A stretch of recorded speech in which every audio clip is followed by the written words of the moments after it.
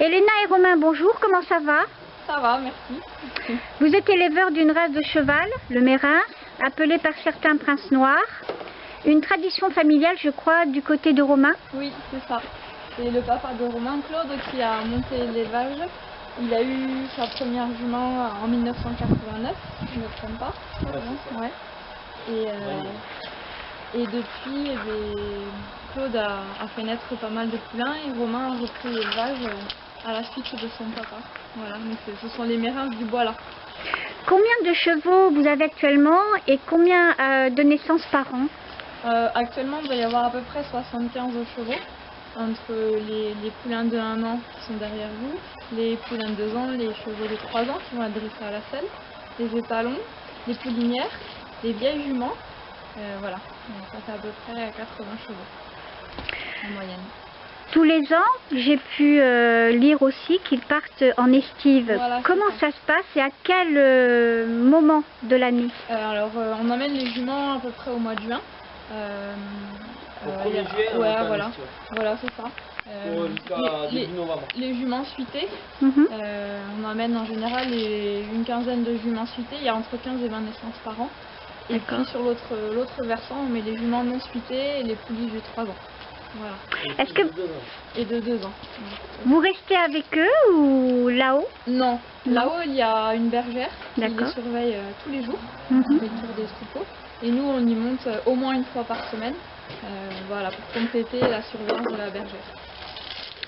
Alors, si je ne me trompe pas, Romain, dans une interview, vous avez souligné que le Mérin, c'est une race menacée. Ouais, c'est une classée race menacée. En France, il y a moins de 400 naissances par an. Donc, ça a été jugé race menacée et à préserver, quoi, au sein de l'Europe. Parce que c'est quand même un patrimoine commun. Bien sûr. Voilà, c'est une très vieille race française. Et il ne faut pas que ça se perde. Voilà. Elle est donc protégée? Elle est protégée. Il y a un programme qui a été mis en place au sein de l'Europe pour pérenniser la race. Quels sont les traits du caractère du Mérins? Le Mérins, c'est un cheval de loisir qui est polyvalent. Chez nous, on sélectionne beaucoup de caractères, ce sont des chevaux calmes, qui passent partout en extérieur, qui passent dans l'eau, voilà, des chevaux vraiment très calmes dans leur tête, qui réfléchissent beaucoup, qui sont patients. Voilà. On en a vendu quelques-uns destinés à des personnes qui pratiquent l'équithérapie, parce qu'avec un dressage plus poussé, correspondent vraiment à des enfants, à des adolescents et même des personnes. L'équithérapie, ce sont des personnes, des enfants en situation de handicap. Voilà, c'est ça, c'est ça. Un paradis. Ouais, oui. Quand on est éleveur, on s'attache. Est-ce qu'il vous est arrivé parfois de refuser une vente? En général, déjà, on essaye de s'adapter vraiment aux attentes des clients. Et effectivement, si les gens ils n'ont pas du tout réfléchi à toutes les conséquences que ça engendre d'acheter un cheval, effectivement, oui, on peut refuser. On dit aux gens de bien y réfléchir, de bien calculer qu'est-ce que ça mange un cheval, combien ça coûte à entretenir, parce qu'il n'y a pas que l'achat. C'est un cheval, on a besoin de compagnie tous les jours, on ne peut pas le laisser dans un champ sans s'en occuper, sans aller voir. Donc voilà, dans ce cas-là, oui, on refuse une vente. Et c'est vrai qu'il faut souligner que le cheval, c'est quand même... il a besoin qu'on s'occupe de lui, c'est pas un objet, on le laisse pas et on ne fait pas que... Voilà, il faut pas non plus on ne le monte pas enfin on ne l'achète pas que pour le monter. Il y a beaucoup d'à côté. Voilà, c'est ça. Si le cheval n'est pas en pension dans un centre casque ou dans une structure qui s'en occupe, forcément oui, c'est au propriétaire qui l'a acheté d'assurer tous les jours, même quand il pleut, même quand il y a de la boue, d'assurer son alimentation, les soins. Le brosset, c'est un animal grégaire, donc il ne supporte pas la solitude, c'est sûr. Donc voilà, on ne peut pas le laisser tout seul se gérer, c'est pas possible. Alors, pour les personnes qui seraient intéressées de venir vous rencontrer, vous voir et vouloir vous en acheter un, on ne sait jamais, quel genre de cavalier faut-il être pour acquérir un Mérins? Il y a des chevaux pour tous les cavaliers.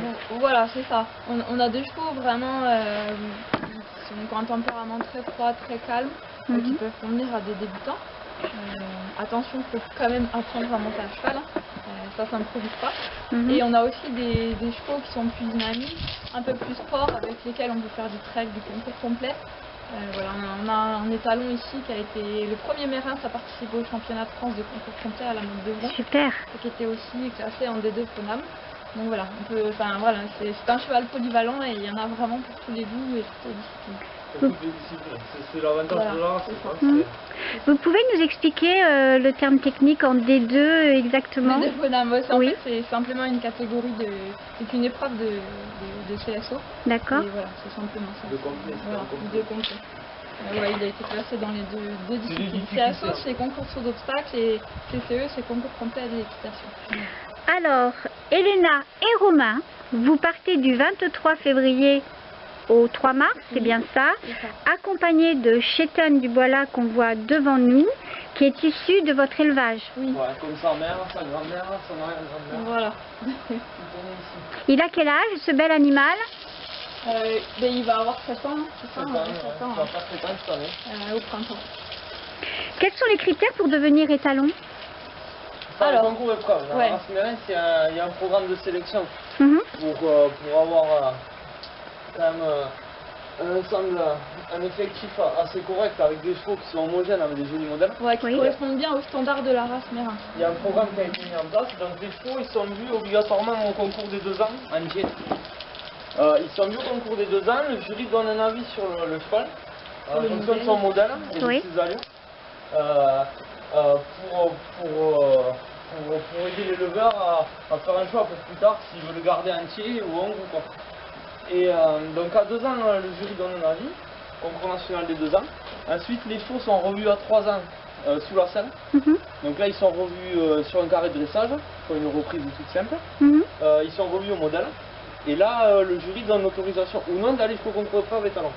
Donc ça c'est à peu près au mois de mai, les 3 ans montés. Et après, au mois d'août, il y a le concours épreuve étalon. Donc ces mêmes chevaux sont vus à la selle, à l'attelage, sur une épreuve de longe et sur un parcours d'extérieur de crosse, un terrain marié. Et donc ils sont notés, il faut qu'ils fassent au moins 135 points pour être autorisés à être vus au modèle. S'ils font les 135 points à la fin de la journée, le jury revoit les chevaux et si le modèle correspond au standard de la race, ils sont approuvés étalon. Mais chaque année il y a à peu près une vingtaine de candidats, il y a quoi, il y a 4-5 chevaux qui sortent, c'est tout. Voilà. Il y a une grosse sélection. C'est assez sévère mais c'est volontaire pour conserver la race et toutes ses qualités.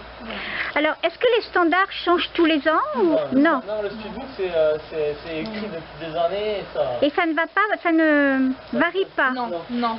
Le Mérin c'est une très vieille race qui n'a pas été créée par l'homme. Et tant mieux. Voilà, on essaye vraiment de préserver au maximum les modèles d'origine. Donc non, la morphologie ne change pas, les standards ne changent pas. Donc on a survolé un petit peu dans cette interview tout ce qui tourne autour du Mérin, c'est de ce que vous faites. Si j'ai oublié quelque chose, est-ce que si vous avez envie de rajouter, c'est le moment. D'accord. Est-ce que tu veux rajouter quelque chose? Non, mais c'est pas mal. Je peux rajouter que les gens qui voient la vidéo, qui ont envie de soutenir la race, ils peuvent adhérer à l'association nationale, qui est le Sherpa. Voilà, donc appeler la présidente et puis donner une cotisation pour soutenir la race et aider les éleveurs et l'association nationale à continuer à élever et à valoriser ces chevaux-là. Voilà. Alors, les gens peuvent venir aussi visiter votre exploitation sur rendez-vous, voilà, oui. C'est ça, uniquement sur rendez-vous, sinon c'est ingérable. Un numéro où on peut vous joindre? Oui, alors les... Pour aller sur notre site internet, sinon. Voilà. Après, je peux vous donner une carte si vous voulez. D'accord. Vous la mettez à l'image, je sais pas. Eh bien écoutez, merci Elena et Romain pour nous avoir accueillis dans votre exploitation à Clarins. Petit village à côté de Lannemezan, on peut dire. À combien de Lannemezan? 2 kilomètres de la sortie de Lannemezan. Comme dit Romain, sur le plateau de Lannemezan, voilà, c'est ça. Où il y a pas loin des montagnes. Voilà. C'est magnifique. Dans le 65, voilà. On va bien spécifier. Bonne chance pour Paris. Merci. On croise les doigts. Merci. Et à bientôt. Merci.